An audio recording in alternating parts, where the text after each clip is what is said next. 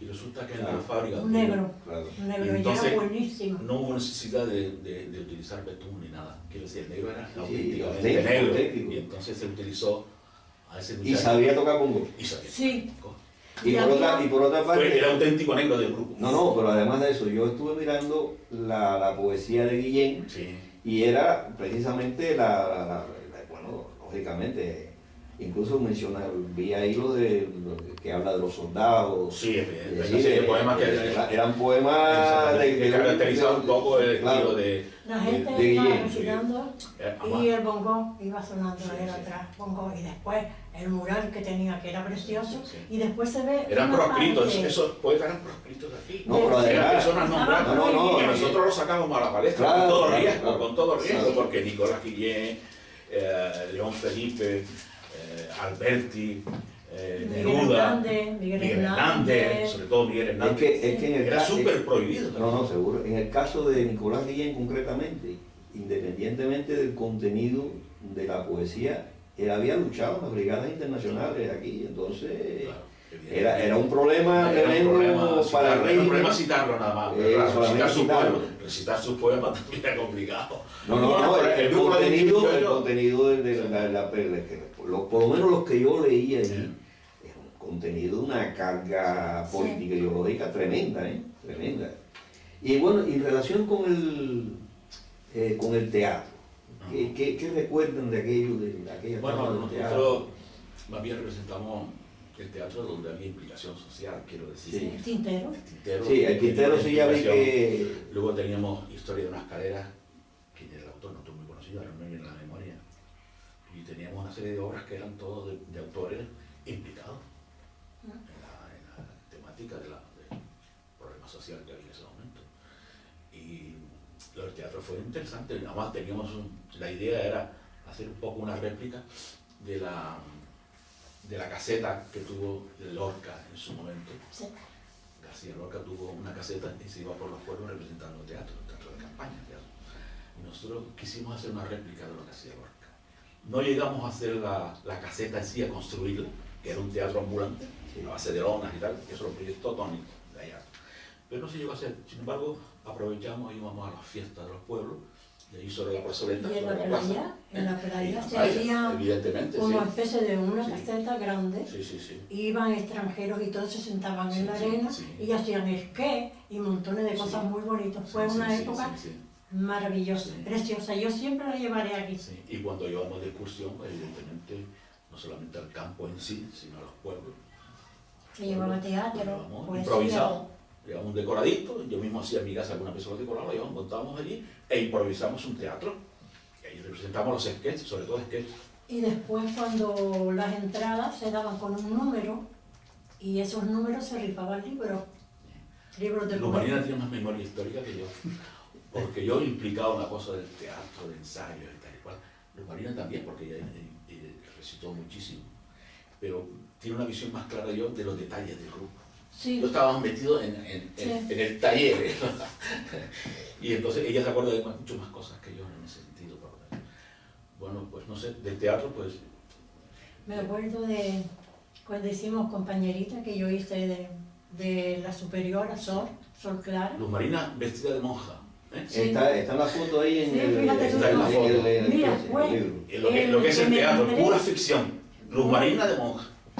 Fue una cosa que me impliqué tanto en el papel, que me acuerdo que Isabel, que era la compañerita, me estaba mirando a mí, yo me impliqué tanto, me enfadé montones con ella, que ella lloró de verdad, y tuvo un éxito terrible, porque ella lloró, porque yo es que aquella fuerza que saqué de mala que era como un cuerno, ella me miraba y después la veía llorando de verdad por el papel. Luz Marina, aquí a mi derecha. La derecha es una situación geográfica nada más. No, pero yo no soy de derecha. No tiene más explicación que esa, la situación geográfica. Luz Marina llegó allí un poco obligada por su hermano menor, porque Luz Marina era una persona algo tímida. Tímida no, sigo siendo. Sigue siendo, porque la timidez creo que no desaparece nunca, se puede cambiar, se puede intentar. Se mejora, pero no. Exactamente, no se elimina. Entonces llegó ahí humildemente y llegó a ser imprescindible en el grupo.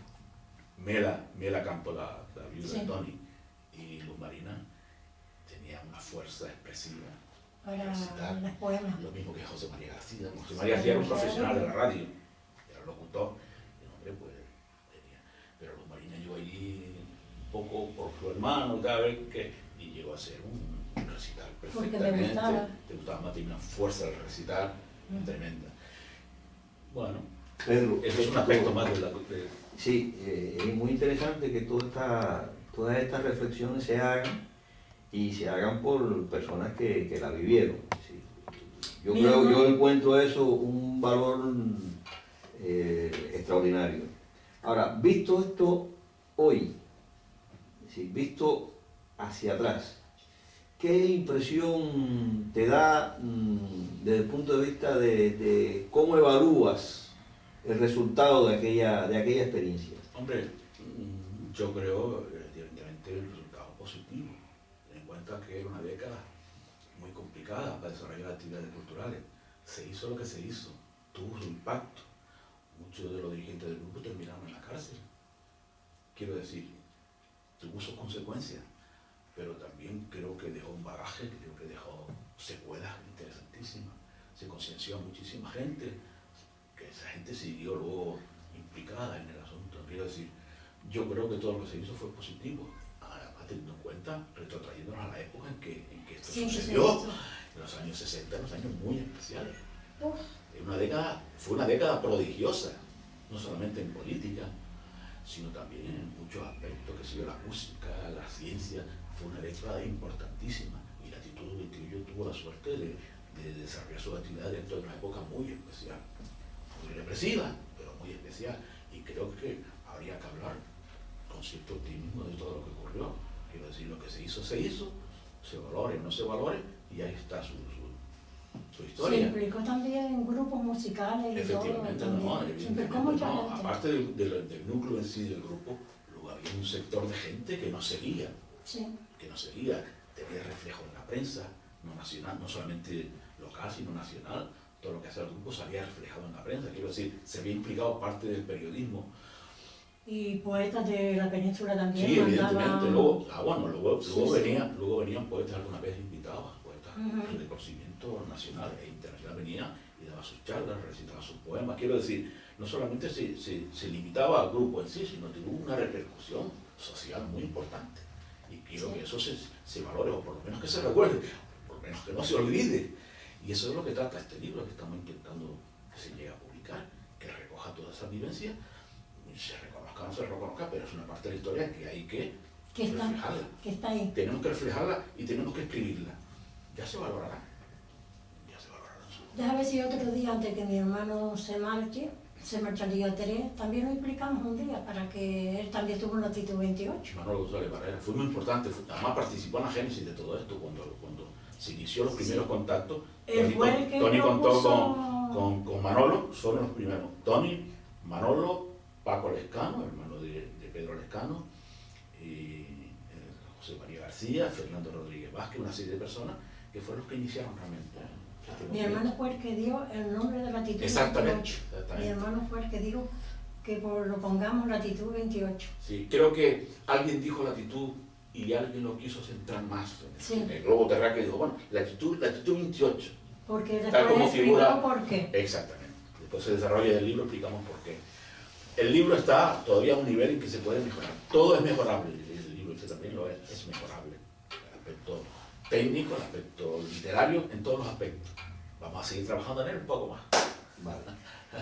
Para concluir, como que este es un vídeo que se ve a escala internacional, me gustaría que se refirieran precisamente a por qué se le dio el nombre de la Actitud 28.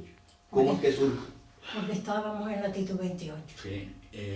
Nuestra actitud es 28. Sí. Nosotros con respecto al globo terráqueo estamos en la latitud 28, quiero decir, respecto al eje, nosotros somos latitud 28. es decir, Canarias. Geográficamente hablando. Para las personas que vean esto, exactamente, como que esto se ve internacionalmente, exactamente, no van a darse cuenta por qué. Sí. Hablamos de las Islas Canarias. Claro. Hay mucha gente que no sabe que estamos en su ubicación geográfica corresponde a la latitud 28. Ese es el punto geográfico de Gran Canaria. Gente de Las Palmas que no sabe que estamos en la latitud 28. Mucha gente que no lo sabe. Mucha gente que no lo sabe. Pero precisamente